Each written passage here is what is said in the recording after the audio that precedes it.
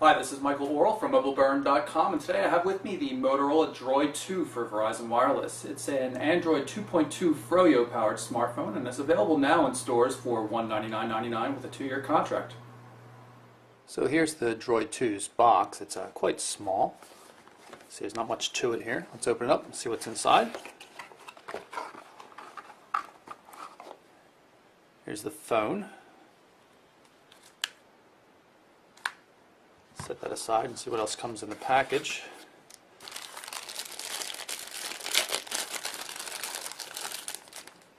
As expected, micro USB to regular USB charging and data cable, and that plugs into the Motorola charger here or into your desktop computer or laptop computer. And we have Getting Started guide in English and Spanish, some consumer information, warranty information, and product safety information, and that is it. So here's the Droid itself. You see we've got the same 3.7-inch diagonal touchscreen display that's 480 by 854 pixels in resolution. Touch-sensitive buttons up front for search, back, home, and menu. On the left-hand edge, we've got the micro USB connector, little LED there for charging indication. Not too much to see on the bottom, just the microphone hole. Camera shutter button, and that's a dual stage button, so you press down a little bit to focus all the way to take the photo. Volume control.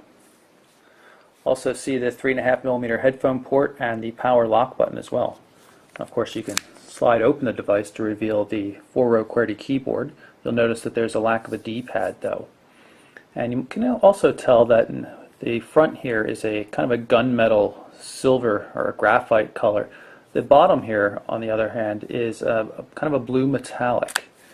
Take a look at the back of the phone. You can see the 5-megapixel camera and the dual LED flash. See, it looks very much like the original. It's a soft touch coating, and you can even see there's still the gap between the battery cover and the rest of the phone. It's a large battery here. It's 1400 milliamp hours. Good for 9 hours of talk time or 13 days worth of standby time. If we pull out the battery here, we can access the micro SD card, 8 gig card included, and there's 8 gig of internal storage built into the phone, so you've got a 16 gig right off the bat. So here are the two phones. You can see they're quite similar in look and overall design. Subtle changes. You can see the chin here is different, and the configuration of the back panels is a little bit different, but overall everything's laid out very much the same. See bigger differences though when you go to the keyboards. The lack of a D-pad means you can have a much larger, more spacious keyboard than on the original Droid. So while there may not be too many obvious differences on the outside, internally the device is quite a bit different, at least in terms of processing power. While the original Droid had an ARM Cortex-A8 processor, which is a good platform, it only ran at 550 megahertz. This device, on the other hand, has a 1 gigahertz processor, and that equates to 14.2 MFLOPS on the Linpack test versus the 8.7 on the original Droid, and a Neo-Core 3D graphics score of 40.6 compared to the 24.4 of the original Droid. So there's a significant differences. It's still not as fast as the graphics performance on the Galaxy S devices from Samsung, but in terms of raw CPU performance, it totally outclasses them.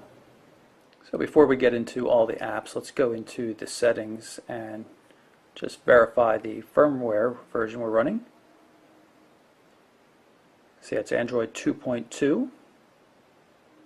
If we take a quick trip through the home screen, you can see it has a lot of the Moto Blur type widgets that we saw on the Droid X. Even though it's not listed as a Moto Blur device, Motorola has decided to step back from that brand and stop pushing the Moto Blur brand so much and instead focus on the functionality, which is probably a good idea. You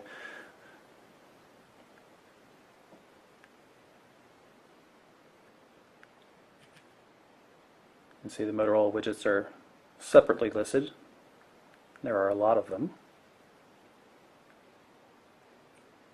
And of course there are the stock Android widgets as well.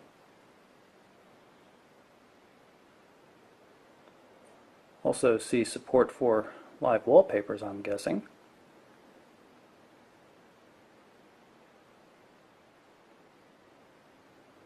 There's the new Droid live wallpaper.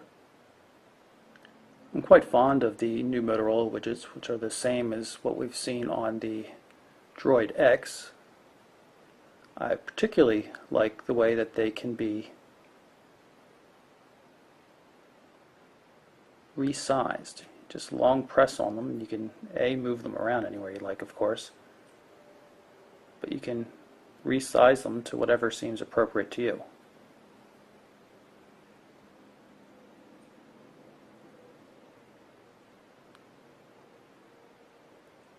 And you might have noticed as I was moving around that the little indicators pop up at the bottom of the screen. That allows you to directly jump to any of the 7 home screens. When the keyboard's slid open, you can use the home screen in the landscape orientation as well. Pull up the main menu. Very straightforward. Not too much to see. No configuration options. You can't create folders, tabs, or anything like that. It's just a straight alphabetic list. Like all recent versions of the Android OS, there are full speech-to-text capabilities for searching and navigation. Navigate to Dairy Queen in Morrisville.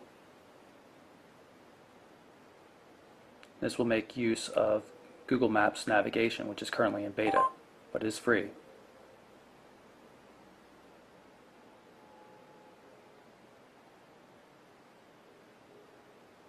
Head northeast on Spruce Mill Drive toward Sheffield Drive. In 500 feet, turn left at Sheffield Drive.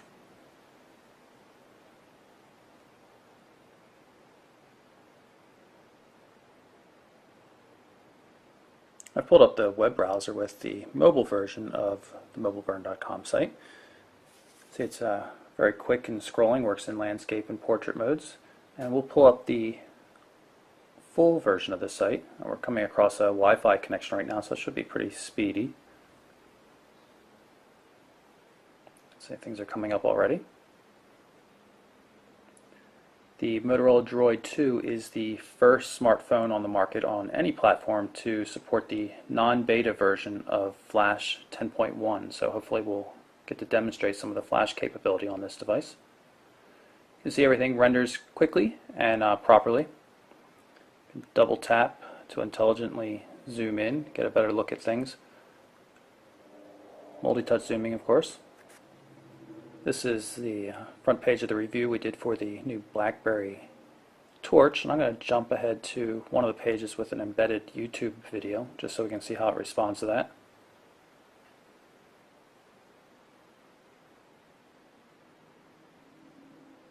Well, here's the video. You can see on prior devices we would have seen it load up the dedicated YouTube client, but this one should play right where it stands.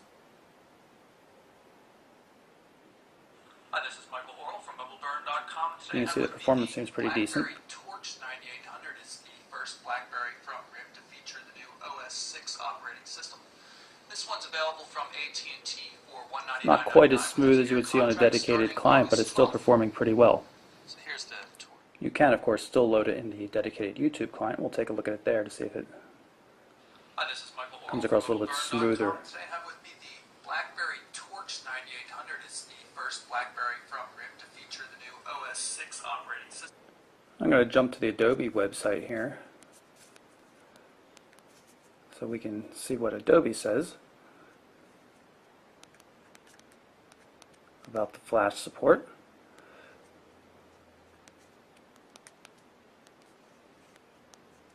This page should tell us what version of Flash is running, and obviously we're going to expect it to say 10.1.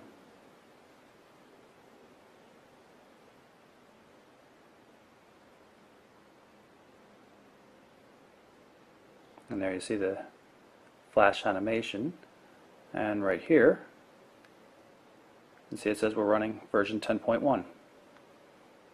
There you have it, finally real Flash on a mobile device. If we hit this button up here, we can go through the bookmarks, and you'll see it has a new system for bookmarks, a nice kind of cover flow like scrolling system. Also, just a list, most recently visited web pages. Assuming there's a way to switch to a list view, and of course there is. Now that we've received a text message, you can see the LED indicator there. Power up the device, unlock it, and you'll see the notification up here in the notification area. Tap on it to bring up the threaded SMS application. Nice and colorful, easy to read. Put a reply here. This is the multi-touch keyboard. Works pretty well. Personally though, I prefer swipe.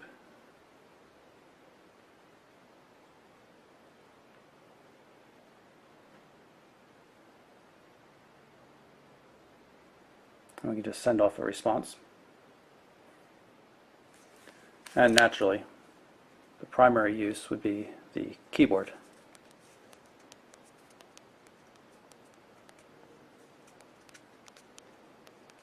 Keyboard has a very similar feel to the original Droid with larger keys. They still have that same kind of matte finish to them, solid click. I grew to like the original Droid's keyboard, so I don't expect this to be any different.